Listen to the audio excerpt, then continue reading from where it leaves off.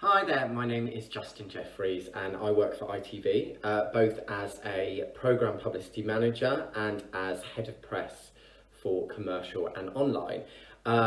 The role has a lot of variety, but I would say my main responsibility is anything regarding communication. So communicating our business goals, our achievements, any big programmes, across a wide remit of journalists. So anyone working for newspapers, anyone working for websites, and anyone who books for TV and radio.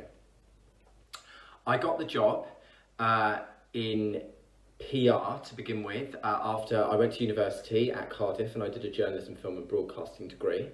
I also, alongside that, had a lot of involvement in the student radio station, which I think really geared me up for the discipline and the creativity involved in the work that we do. And from there, I really just looked for work experience. I was really lucky to be offered a place at a PR agency called Taylor Herring. And there is a great culture there of kind of getting people in at the start of their careers and really training them up. And I actually ended up staying there for 7 years before I got the job at ITV, which was my ultimate goal. A typical day, I would say the brilliant thing about this job is there isn't really a typical day because there could be all sorts of different challenges thrown at you.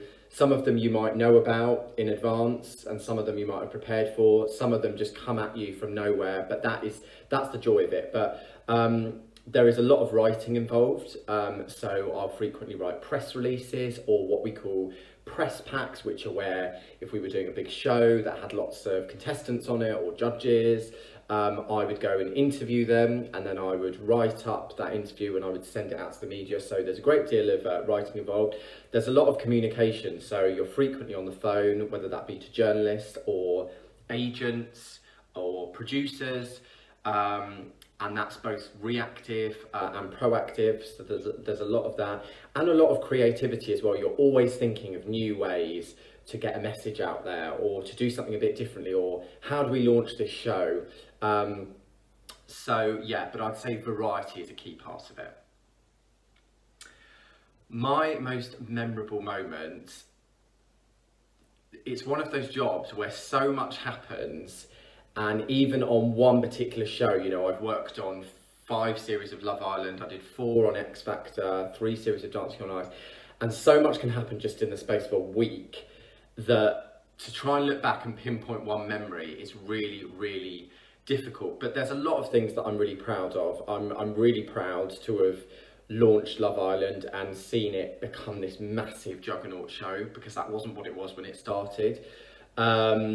And again, I'm proud of the relationships that I've forged with, you always get a real sense of satisfaction when you are doing something with people who aren't used to being in the media. So for example, back in the day on the X Factor, when you're working with contestants and this is completely new to them, and because you're so involved and sort of holding their hand and advising them on what they should and shouldn't say to the press and helping their families and sitting with them as they do interviews and media training them, I get a real sense of fulfillment from doing that as well. The worst part of my job, I think any job can be quite stressful, and you just have to work out how to manage that and how to channel that stress. The worst part is probably the best part as well, because when you go into a job like this, you have to think of it as not a job, but a lifestyle. And I've said that so many times, because it's the sort of job you can't just do it 9 to 5 and then switch off, because it's the media is ongoing. The media runs morning, noon and night. And so if a story comes out in the media at 8 p.m. at night, you have to be there and you have to be prepared to deal with it. And even if that's not something that you're directly dealing with, you have to be across everything that's happening in the media in case there's an impact on your own business. So it's not so much a worst part of it, but you do go into it and you have to go into it knowing that it is something that you really have to commit to and be passionate about, because I don't think, if you're not passionate about something, I don't think you commit to it with your whole heart. The best part of my job, I think, is just looking back on the results. So you always get a real adrenaline rush. I mentioned the creativity aspect, but let's say you're given a new show, you're always thinking, oh, how can I get publicity for that program? How can I get positive publicity? So you're thinking, oh, which magazine can I go to, or which newspaper would this show be a perfect fit for? And I remember once going back about 4 years ago on Love Island when we just had series 3, which was the real breakout that everyone was talking about. All the islanders were hugely popular, and Kem, who won that series, and Chris went on to have a spin-off on ITV2, and I just thought that they would be perfect for the Sunday Times style supplement, who very, very rarely feature men in that supplement.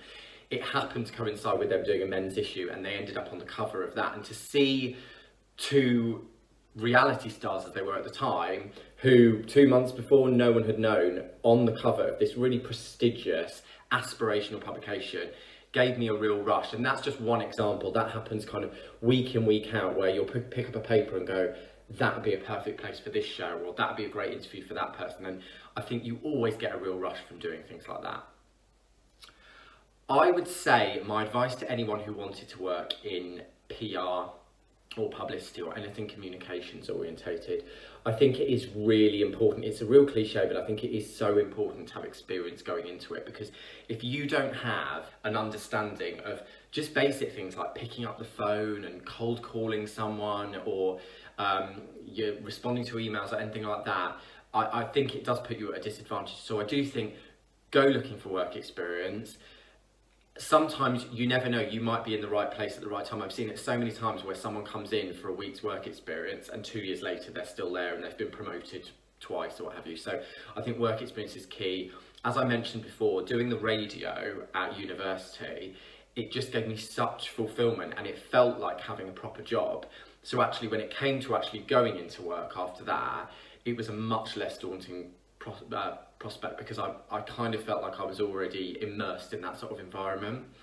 And don't be afraid to reach out to people as well and email people. Yes, you might not get a response sometimes. Sometimes you might have to wait months for people to come back to you. But for every 10 emails you send out, you might get that one response that you've been looking for. So I think that is always key. If I had to set you a challenge, what I would do, and it's quite a straightforward one, but I would look in a newspaper or look at what your favourite show on the telly is, for example, at the moment, and go about writing a press release on that show. So let's just say it's Britain's Got Talent, because that's on at the moment. Look at that and work out, how can I sum up in 5 paragraphs what this show is about and how I can best sell it to the public, because ultimately that's what a press release is doing. Don't be afraid to Google and look for other examples of press releases, because that's what we all do. We take inspiration from others and we add to it. But go out and set yourself the challenge of writing that press release, because the sooner you start writing and doing things like that, again, the easier it gets.